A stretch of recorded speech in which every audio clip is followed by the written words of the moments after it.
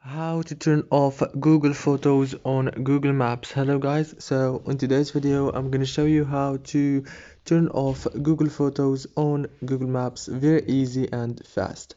First thing, go to Google Maps. Now go to the top here, click on your profile picture, click on it like this. Now click on your profile, and here on this page click on edit profile, click on profile and privacy settings. Now go up until you find the Google Photos option, and you can turn it off just from here. Very easy and fast.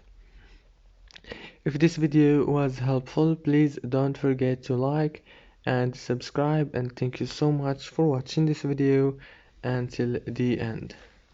See you later.